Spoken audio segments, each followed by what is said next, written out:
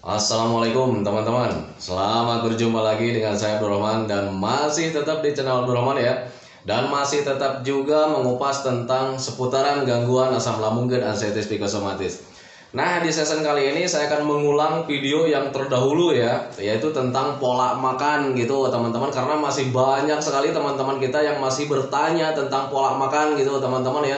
Karena untuk orang-orang yang terkena gangguan asam lambung dan anxiety psikosomatis sangat penting sekali untuk mengatur pola makan gitu teman-teman, karena untuk pola makan itu ya bisa membantu kita dalam proses pemulihan gangguan asam lambung dan anxiety psikosomatis. Nah itu teman-teman, jadi saya share ulang lagi gitu teman-teman ya untuk video pola makan.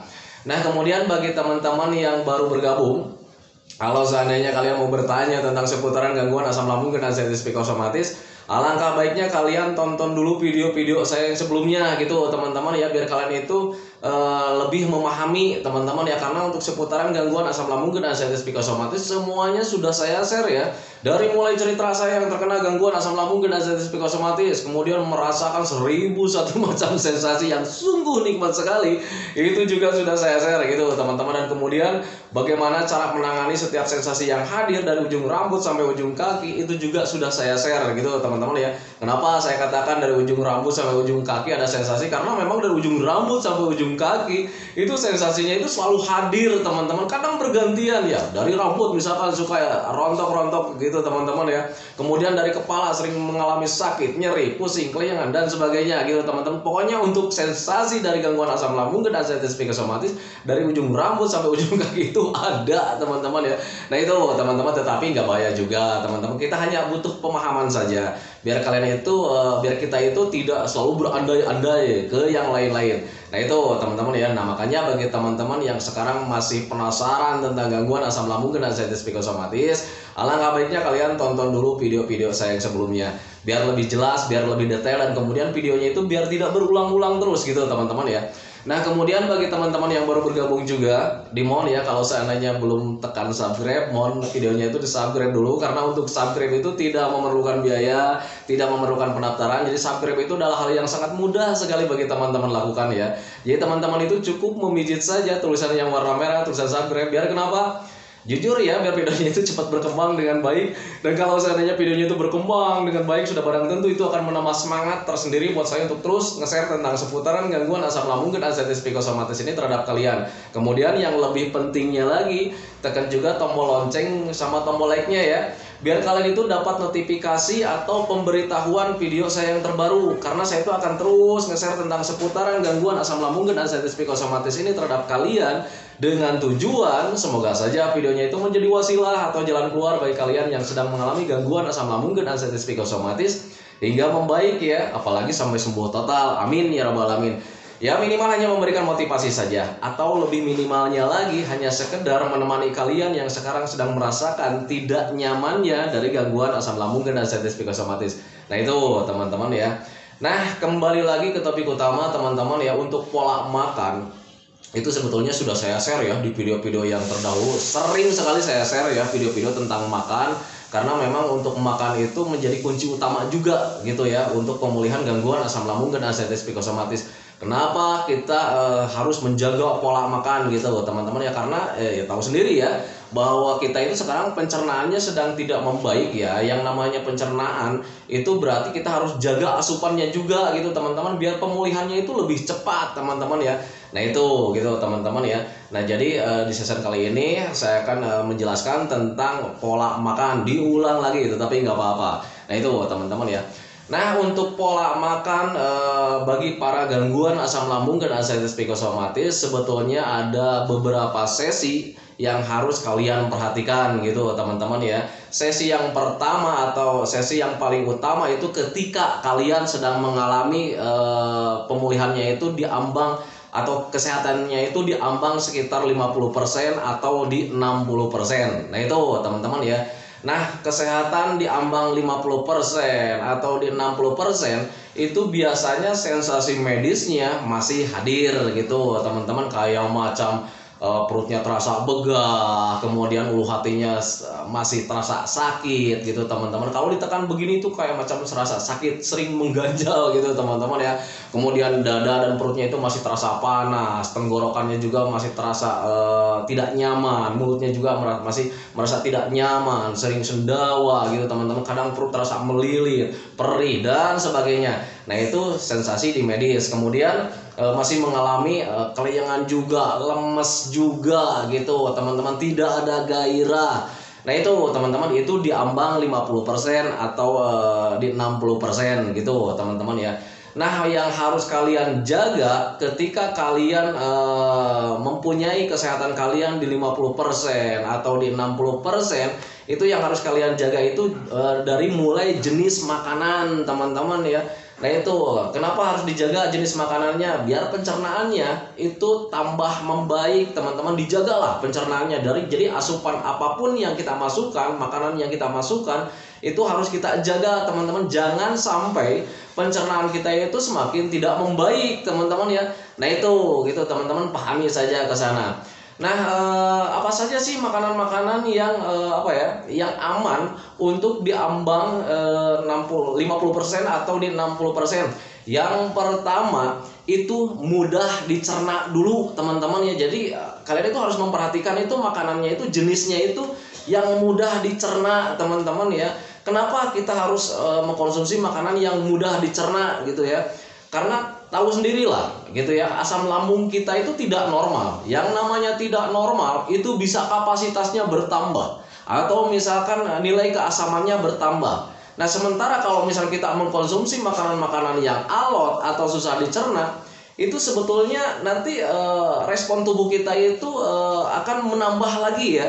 Nah gitu, jadi produksi asam lambungnya itu akan bertambah lagi. Dan sebetulnya untuk penambahan produksi asam lambung itu merupakan respon tubuh kita teman-teman ya. Hal yang sangat wajar, itu sudah spontanitas. Ketika ada makanan yang susah dicerna, itu nanti lambung kita itu memproduksi asam lambungnya itu menjadi bertambah lagi gitu teman-teman. Karena kenapa? Karena untuk membantu mengurai makanan yang susah itu gitu teman-teman. Contohnya gini lah, kalau seandainya kita mau mengupas bawang atau mengiris bawang, senjata yang kita butuhkan apa teman-teman ya? Paling pisau ya. Nah itu teman-teman, hanya pisau saja. Nah tetapi ketika kalian mau menebang pohon yang besar, kita mungkin tidak membutuhkan pisau teman-teman.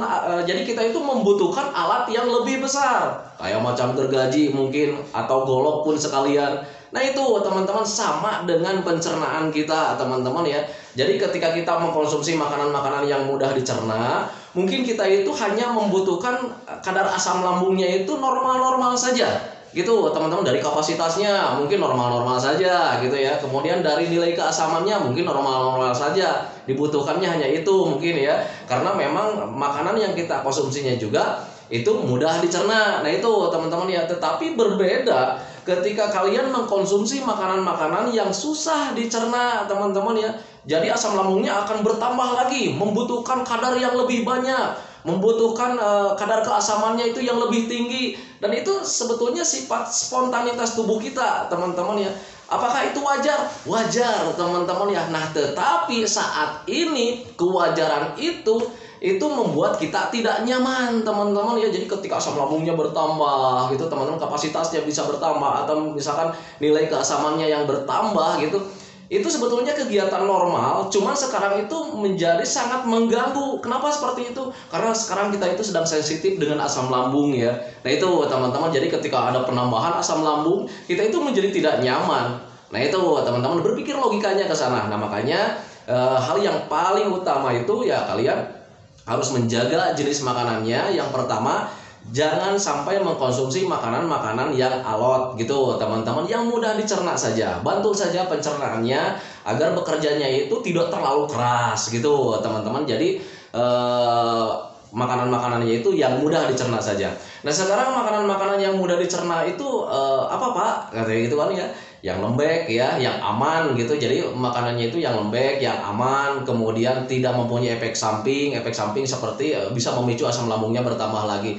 Nah, contoh-contohnya kayak macam tahu, kayak macam begitu teman-teman ya. Kemudian nasi ya, nasinya nasi yang lembek tetapi ya nggak bubur juga gitu teman-teman. Karena kalau misalnya bubur itu tenaganya itu nggak kuat lama teman-teman. Itu pengalaman saya dulu ya. Jadi ketika mengkonsumsi bubur itu tenaganya ya paling cuma sekitar setengah jam atau 1 jam itu sudah habis ya. Dan itu wajar sih sebetulnya ya. Karena apa? Karena yang namanya bubur itu kandungan gizinya atau apanya ya itu kurang apa ya, kurang lama ya, kurang tinggi gitu teman-teman. Jadi energinya itu nggak terlalu banyak gitu ya. Ketika kita konsumsi bubur itu menjadi energinya itu kurang banyak gitu teman-teman. Jadi untuk energinya itu kurang bertahan lama lah. Beda dengan nasi ya. Nasi walaupun misalkan lembek itu ya agak awet juga tenaganya gitu teman-teman. Makanya hindari makan bubur ketika diambang 50% atau misalkan di 60%. Nah, kalian misalkan, tapi Pak saya itu selalu mengalami perih-perih kayak macam begitu. Ya kalian boleh-boleh saja sih makan bubur gitu teman-teman, tetapi durasinya jangan terlalu lama lah. Kayak macam seterusnya kalian makan bubur tidak juga teman-teman, karena kita itu membutuhkan tenaga ya. Karena apa? Karena ketika diambang 50%, di 60% itu biasanya suka mengalami masih lemas, kurang gairah gitu teman-teman ya. Nah jadi makanya alangkah baiknya kalian itu mengkonsumsinya itu nasi saja gitu. Kalau misalnya kalian mau mengkonsumsi bubur, durasinya jangan terlalu lama, paling sekitar 4 hari atau seminggu lah gitu teman-teman. Kalau selebihnya kalian ganti saja dengan nasi ya. Nasinya nasi yang lembek, jangan yang keras gitu teman-teman, karena nasi yang keras itu akan sulit sekali untuk dicerna gitu teman-teman ya. Nah itu diambang 50% di 60%. Nah diambang 50%, 60% itu masih mengalami lemas, letih, lesu gitu teman-teman, ya wajar. Karena memang ketika kita mengkonsumsi makanan-makanan yang banyak gizinya itu tidak terserap dengan sempurna ya, karena asam lambungnya sedang tidak normal gitu teman-teman ya. Nah sekarang bagaimana Pak dengan keadaan seperti ini? Kan saya itu harus menjaga jenis makanannya, jangan sampai mengkonsumsi makanan-makanan yang bisa membuat asam lambungnya tidak normal lagi. Tetapi di sisi lain kita membutuhkan gizi yang tinggi gitu teman-teman, biar tidak ada lemasnya, biar tidak ada lemahnya, biar tidak loyo gitu teman-teman ya. Kalian cukup diakalin saja dengan cara sering makan saja gitu teman-teman ya. Kalian kan tahu sendiri ya, kalau misalkan kita mengkonsumsi makanan itu gizinya tidak terserap dengan sempurna, alhasil itu buat menjadi tenaganya itu mungkin cukup 1 jam atau 2 jam gitu teman-teman. Selebihnya nanti kita lemas lagi gitu ya. Nah makanya akalin saja dengan sering makan gitu teman-teman ya. Di awal-awal lagi parah-parahnya saya dulu ketika terkena gangguan asam lambung dan anxiety psikosomatis, saya pernah mengalami makan itu sehari itu 7 kali ya. Cuman yang di 7 kali itu saya nggak terlalu lama karena memang ketika waktu kesininya sudah ada tenaga lagi ya. Saya alihkan menjadi 6 kali ya. Kemudian kesininya ada tenaga lagi, kemudian saya bertambah lagi menjadi 5 kali. Jadi makanannya itu berkurang ya, jamnya itu berkurang dari 7 kali 6 kali, kemudian 5 kali ya. Nah di 5 kali saya agak lama gitu teman-teman, karena waktu itu ya masih dipicu dari rasa cemas, was-was, gelisah dan sebagainya. Akhirnya ada energi yang ada di dalam tubuh kita itu juga ya sering terkuras dengan rasa cemas, gelisah, seperti itu ya, banyak pikiran tentang penyakit. Nah akhirnya ketika di 5 kali itu saya agak alot juga teman-teman ya, jujur saya nggak berani berbohong, waktu itu agak lama juga untuk mengalihkan makanan ya. Jadi di 5 kali itu sekitar berapa bulan ya, lupa lagi saya juga ya, tetapi agak lama lah gitu ya teman-teman di jam makan yang di 5 kali gitu teman-teman ya. Nah kesininya karena saya selalu melakukan aktivitas yang menyenangkan, hobi-hobi yang menyenangkan, akhirnya ya pemikiran tentang penyakit itu mulai teralihkan dengan kesenangan teman-teman ya. Dan tanpa disadari itu energi yang dari makanan itu tidak terkuras sama banyak pikiran, sama rasa cemas, sama rasa gelisah teman-teman. Jadi tenaganya awet ya waktu itu. Nah ketika awet di situ baru ada rasa cuek teman-teman, dan kemudian makannya menjadi normal, menjadi 4 kali, dan kesininya menjadi 3 kali. Nah itu teman-teman ya. Nah kemudian untuk mengurangi jam makan dari 7 kali, kemudian 6 kali, 5 kali, 4 kali, 3 kali, itu sama sekali saya jujur ya tidak berani berbohong, itu tidak direncanakan teman-teman. Jadi ketika saya makan 7 kali ini karena memang ada rasa cuek, timbul menjadi 6 kali teman-teman ya. Yang seharusnya jam makannya ini jam segini, karena memang ada rasa cuek itu menjadi berkurang sendiri jam makannya ya. Nah itu kemudian kesininya karena memang ada rasa cuek lagi, berkurang lagi. Jadi untuk mengurangi jam makan tidak saya rencanakan. Ini banyak sekali nih yang bertanya tentang Pak gimana cara mengatur jam makan? Sekarang saya itu masih jenuh, makannya itu masih sering katanya. Gimana supaya lancarnya itu menjadi 3 kali? Jujur ya, saya tidak bisa berbohong, tidak berani berbohong. Untuk jam makan saya tidak direncanakan teman-teman ya. Jadi untuk jadwal dari 7 ke 6 ke 5 ke 4 ke 3 itu berkurangnya itu dengan sendirinya teman-teman ya, karena ada rasa cuek, tenaganya masih awet gitu teman-teman, karena pikirannya juga sering bahagia gitu teman-teman ya. Jadi tidak direncanakan, berkurang dengan sendirinya teman-teman ya. Nah itu untuk jam makan gitu teman-teman, itu sepengalaman saya gitu teman-teman. Nah makanya bagi teman-teman yang sekarang masih memperhatikan untuk makan, waduh nih udah jam makan nih, besoknya diperhatikan lagi jam makannya. Alangkah baiknya kalian jangan diperhatikan untuk jam makan. Yang penting jangan lupa saja, jangan lupa makan. Yang penting yang lebih utama itu melakukan hobi-hobi yang menyenangkan teman-teman. Biar nanti ketika kalian hobi menyenangkannya itu hadir gitu teman-teman, perasaannya senang. Justru yang menguras energi kita itu dari pikiran-pikiran negatif itu tidak ada teman-teman ya, akhirnya tenaganya awet juga gitu teman-teman ya. Nah itu diambang-ambang kesehatan di 50%, di 60%. Nah untuk jenis makanannya ya sudah jelas tadi ya, yang mudah dicerna, kemudian yang tidak alot ya, kemudian makanannya juga yang tidak mempunyai efek samping seperti asam lambungnya bisa meningkat lagi. Contoh kayak macam santan, sambal yang kayak gitu sudah jelas ya, hindari saja dulu gitu teman-teman. Kemudian makanan-makanan yang bergas gitu teman-teman ya, logikanya lambung kita sedang mengalami banyak gas ya. Kalau misalnya kita tambah dengan makanan yang mengandung banyak gas ya nggak nyaman juga teman-teman, nanti akan bertambah juga gasnya gitu teman-teman ya. Nah biasanya makanan-makanan yang mengandung gas itu adanya di umbi-umbian teman-teman ya. Nah makanya bagi teman-teman yang sering sharing nih ya, Pak ini saya disarankan makan-makan umbi katanya gitu, rebusan ubi katanya, apakah boleh? Ya berpikir logikanya seperti itu ya. Lambung kita itu masih sering bergas ya, banyak gasnya gitu teman-teman, dengan tanda-tanda sering begah gitu teman-teman ya, sering mual gitu ya. Nah itu, nah ditambah lagi makan makanan yang bergas teman-teman ya, yang mengandung gas ya tambah kembung juga gitu teman-teman. Itu logikanya ke sana gitu teman-teman ya. Nah makanya untuk asam lambung dan arthritis psikosomatis itu saya selalu menyarankan sama teman-teman itu, ayo berpikir secara logika gitu teman-teman, biar kalian itu paham dan kemudian mudah menanganinya. Nah itu teman-teman ya. Nah jenis-jenis makanannya itu apakah ikan-ikanan boleh? Harus teman-teman ya. Untuk ikan-ikanan sebaiknya ikan laut itu hindari saja dulu ya, untuk diambang 50%, 60%. Untuk ikan-ikan laut apapun jenisnya itu sebaiknya hindari saja dulu gitu teman-teman ya. Alangkah baiknya kalian konsumsi ikan-ikan air tawar gitu teman-teman ya. Untuk air tawar semuanya itu boleh kalian konsumsi, tetapi hanya satu jenis yang sebaiknya kalian hindari ya, itu ikan mas teman-teman ya. Macam ikan nila, ikan lele, ikan patin, gabus dan sebagainya itu justru bagus ya. Nah tetapi untuk ikan mas sebaiknya hindari. Kenapa seperti itu? Ketika kita sebelum terkena gangguan asam lambung dan arthritis psikosomatis, ketika mengkonsumsi ikan mas itu kita mungkin sering ngantuk ya, sering ngantuk gitu teman-teman ya. Nah itu nggak tahu alasannya seperti apa, tetapi wajarnya memang seperti itu ya. Pengalaman saya ya, waktu itu sebelum terkena gangguan asam lambung dan arthritis psikosomatis, ketika mengkonsumsi ikan mas itu ada perasaan ngantuk, lemas gitu teman-teman ya. Nah sebetulnya itu hal yang sangat wajar sih sebetulnya ya. Nah tetapi untuk para gangguan asam lambung dan arthritis psikosomatis, kenapa harus dihindari dulu ikan mas? Sebab kegiatan wajar itu nanti ketika kitanya belum paham, ketika kita pikirannya belum terjaga, kita berpikirnya ke hal yang lain-lain teman-teman. Jadi ketika kalian mengkonsumsi ikan mas itu bisa memicu pikirannya kemana-mana. Ketika ada makan ikan mas, misalkan kalian mengalami ngantuk, lemas gitu teman-teman ya, loyo, tidak bisa ngapa-ngapain, itu pikirannya malah kemana-mana teman-teman ya. Nah itu, tetapi kalau misalnya kalian bisa menjaga pikirannya, kalau misalnya ketika kalian mengkonsumsi makanan ikan mas gitu teman-teman, kemudian ada ngantuk, lemas juga, loyo, kurang gairah gitu teman-teman ya, kalian misalnya bisa menjaga pola pikirnya, oh ini nggak apa-apa barusan makan ikan mas. Kalau seandainya kalian menyadari ke sana, ya kalian boleh-boleh saja sih sebetulnya teman-teman ya.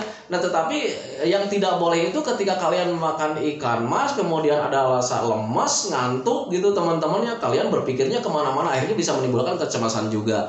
Nah itu teman-teman ya, nah makanya untuk ikan mas alangkah baiknya hindari saja dulu kalau seandainya kalian belum bisa menjaga pola pikirnya. Nah itu teman-teman ya. Dan kemudian bagaimana cara mengolahnya nih untuk ikan mas kayak macam begitu teman-teman ya. Alangkah baiknya kalian hindari saja dulu digoreng teman-teman. Jadi waktu itu saya makan atau konsumsi ikan tawar itu cuman dipepes atau dipindang teman-teman. Kalau orang Sunda itu bilang dipindang ya. Nah kalau dipepes itu kan dibungkus pakai daun ya. Jadi cuman direbus saja gitu teman-teman. Tapi untuk bumbunya biasa saja, asal hindari saja bumbunya bumbu pedas itu hindari saja dulu teman-teman ya. Tetapi untuk bumbunya biasa saja gitu teman-teman ya. Dan kemudian untuk dipindang itu kalau dulu saya senangnya itu dipakai bumbu kecap teman-teman ya, jadi agak-agak manis juga gitu teman-teman ya. Nah itu kesukaan saya dulu gitu. Jadi ya di awal-awal sih memang nggak nyaman sih ya, karena memang saya itu nggak suka sama produk-produk ikan kayak macam itu.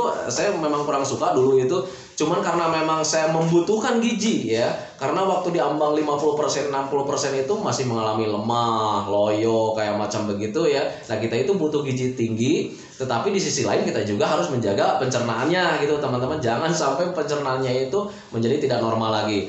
Nah itu jadi pahami saja ke sana. Nah itu ya untuk di 50% kesehatan kita, di 60% itu jam makan sama jenis makanannya. Tetapi kalian juga jangan lupa juga untuk minumnya itu minimal tetap harus 8 gelas dalam sehari minimalnya itu ya. Sebetulnya untuk minum itu disesuaikan dengan berat badan.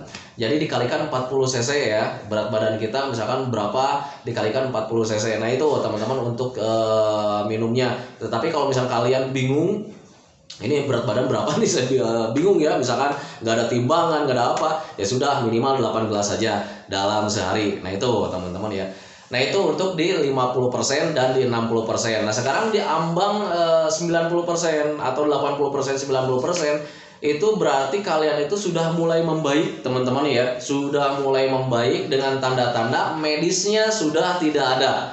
Kayak macam begahnya sudah tidak ada gitu teman-teman ya. Kemudian ulu hatinya masih terasa sudah tidak terasa mengganjal lagi gitu teman-teman. Dan biasanya di ambang 90% itu yang hadir itu cuman dari sensasi pikiran saja ya, kayak macam pegal-pegal ya, ini badannya pegal-pegal gitu teman-teman. Untuk di 50%, di 60% untuk pegal-pegal itu ada. Tetapi kalau misalnya di ambang 90%, sensasi medisnya sudah tidak ada lagi, begahnya sudah tidak ada lagi, ulu hatinya kalau misalnya ditekan kayak macam begini walaupun keras itu sudah kuat lagi, sudah tidak terasa sakit lagi. Kemudian perutnya sudah tidak panas lagi gitu teman-teman ya. Tetapi untuk sensasi psikisnya itu masih hadir gitu teman-teman, karena untuk di ambang 90% itu biasanya medisnya sudah mulai membaik ya. Nah yang kalian rasakan itu sekarang itu yang di ambang 90% itu lebih dominannya itu sensasi dari psikisnya teman-teman ya. Kayak macam mata buram, kemudian melihat lingkungan itu kayak macam dunia di dalam dunia mimpi gitu teman-teman ya.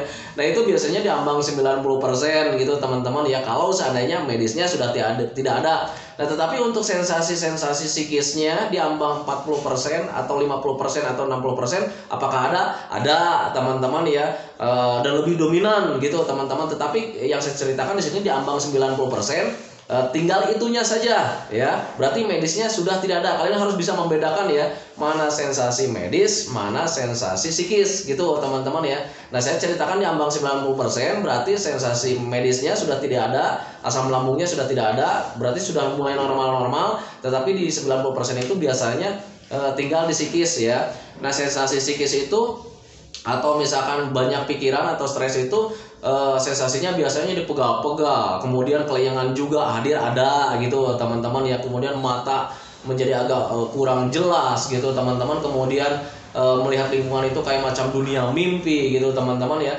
Nah itu sensasi dari psikis biasanya itu karena akibat banyak pikiran gitu teman-teman ya. Nah sekarang jenis makanannya apa saja sih? Sudah mulai bisa makan apa saja gitu kan teman-teman ya. Nah, kalau seandainya kalian sudah di ambang 90%, kalian boleh mencoba mengkonsumsi makanan-makanan yang lain. Karena apa? Karena untuk medis asam lambungnya, medis pencernaannya, kalian sudah mulai membaik, teman-teman ya. Jadi kalian boleh mengkonsumsi makanan yang digoreng, teman-teman. Tetapi tetap saja yang namanya berlebih itu tidak boleh juga gitu, teman-teman ya. Jadi untuk ikan-ikan boleh digoreng gitu teman-teman, dengan kadar minyaknya cuma sedikit saja, secukupnya saja gitu teman-teman. Untuk makan makanan yang berlemak boleh juga gitu teman-teman, tetapi jangan terlalu banyak juga gitu ya. Jaga saja kapasitasnya gitu teman-teman ya. Nah, kenapa kita itu di ambang 90% boleh? Nah, karena kita itu ya sudah tahu ya, kita itu butuh gizi yang banyak teman-teman ya. Dan sekarang makanan yang gizi banyak itu tidak hanya di salah satu jenis makanan saja, butuh di bervariasi makanan teman-teman, kayak macam vitamin A, B, C dan sebagainya. Itu makanannya itu ada di berbagai macam makanan gitu teman-teman ya. Nah, tetapi untuk kapasitasnya jangan berlebihan juga. Kenapa seperti itu? Karena pencernaan kitanya itu belum menyesuaikan teman-teman ya. Jadi alerginya atau misalkan sensitifnya itu ya masih tinggi-tinggi juga gitu teman-teman ya. Jadi jaga saja jenis makanannya. Nah, untuk sayuran itu apakah boleh? Untuk di ambang 90% itu kalian boleh mengkonsumsi sayuran gitu teman-teman, tetapi sayurannya juga tetap hindari gitu, kayak yang macam misalkan yang bisa memicu asam lambungnya tidak normal lagi ya. Nah, itu biasanya itu makanan di sayuran itu kayak macam kangkung ya. Kalau orang Sunda itu bilang kangkung. Nah, itu kangkung hindari saja dulu, karena ketika makan kangkung itu selain seratnya tinggi, ditambah lagi ya bisa membuat kita ngantuk, dan ketika kita ngantuk, lemes gitu teman-teman, kalau belum bisa menjaga pikirannya ya bisa memicu asam lambung kita nggak normal lagi teman-teman ya. Nah, itu makanya hindari saja dulu gitu untuk sayuran kangkung. Nah, di 90% itu sayuran yang bisa saya konsumsi waktu itu cuman bayam ya, bayam dan sudah bisa memakai batangnya. Tetapi untuk di 50%, di 60% itu untuk bayam bisa dikonsumsi, cuman batangnya hindari karena di batangnya itu ada seratnya, banyak sekali seratnya ya. Nah, tetapi di ambang 90% kalian bisa mengkonsumsi bayam dengan batangnya, jadi ada seratnya juga gitu teman-teman ya. Kemudian sayurannya wortel kayak macam begitu boleh gitu teman-teman ya. Pokoknya untuk di 90% itu kalian sudah bisa mengkonsumsi yang lain sih sebetulnya ya. Cuman hindari saja kapasitasnya jangan terlalu banyak lah gitu teman-teman ya. Nah, itu. Tetapi kalau misalkan bagi teman-teman yang masih merasakan gini ya, kalau seandainya kalian mengkonsumsi makanan, Pak, ini saya mengkonsumsi makanan ini kok nggak cocok buat saya ya. Berpikir wajar teman-teman ya, berpikir secara logika. Kalau seandainya tidak cocok, hentikan saja. Alangkah baiknya seperti itu teman-teman ya. Karena untuk jenis makanan itu saya tidak bisa menentukan ya. Karena sensitif pencernaan kita itu semuanya itu berbeda-beda ya. Si A dan si B itu berbeda-beda teman-teman. Di si A mungkin makanan ini cocok, di si B mungkin tidak. Nah, itu teman-teman, karena nilai sensitifnya itu berbeda-beda. Makanya untuk mencoba makanan itu di ambang 90% boleh-boleh saja. Jadi ketika kalian mau mencoba makanan, coba saja. Tetapi kalau misalnya nanti ada sensasi, hentikan saja gitu teman-teman ya. Dan di ambang 90% itu saya dulu melakukan kegiatan yang menurut orang lain itu ya nggak normal teman-teman, tetapi bagi saya waktu itu ya sah-sah saja sih sebetulnya ya. Dulu itu kalau misalnya mengkonsumsi makanan kemudian ada reaksi ya, ada reaksi di medisnya, ada reaksi di psikisnya, saya hentikan waktu itu, dicatat ya. Dulu itu di kertas itu dicatat, ditempelin di tembok, ini nggak cocok saya bilang gitu ya, ini dihentikan saja dulu untuk sementara. Itu menulis makanan seperti itu ya kegiatan nggak wajar buat orang-orang yang normal, tetapi buat saya waktu itu ya sah-sah saja ya. Nah, itu teman-teman, karena ya kita tahu sendiri lah yang namanya sensasi makan dari makanan yang tidak cocok itu kalau seandainya berlebihan ya nggak nyaman juga. Yang namanya asam lambung ketika kambuh nggak nyaman teman-teman ya. Nah, itu teman-teman. Tetapi kalau misalnya kalian berbeda ya, pas ini sensasi hadir tetapi saya nggak ada cemas, ya beruntung sekali gitu teman-teman ya, hajar saja. Yang penting kalian itu penuhi saja gizinya, kan intinya kalian itu butuh gizi yang banyak biar kalian itu cepat membaik, cepat sehat lagi teman-teman ya. Kenapa butuh gizi yang banyak ya? Karena untuk para gangguan aslam itu biasanya masih kekurangan gizi ya, masih kekurangan energi dengan tanda Kalau seandainya bekerja sedikit saja itu kita mudah lelah gitu, mudah capek. Jangankan untuk kerja-kerja ya, ngomong kayak macam begini saja ini capek dulu ya. Nah itu teman-teman, tapi berbeda lah ketika kalian sudah membaik, semuanya akan normal lagi gitu teman-teman. Jangankan untuk ngomong-ngomong kayak macam begini ya, bekerja keras aja kalian itu pasti akan normal lagi, akan strong lagi. Nah itu teman-teman ya. Nah itu, aduh ini durasinya udah lama nih. Nah itu teman-teman ya. Jadi untuk kesehatan di 40%, 50%, 60% berarti sensasi medis dari asam lambungnya atau pencernaannya masih ada, psikisnya juga masih ada. Berarti kalian harus menjaga jenis makanannya, hindari makanan-makanan yang alot.